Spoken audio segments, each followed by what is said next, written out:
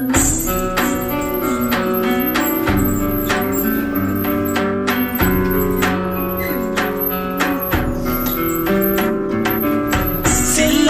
காற்று வந்து என் மீது படுகிறதே, சோர்ந்திருந்த உடல் மனம் எல்லாம் சொர்க்கம் காண்கிறதே.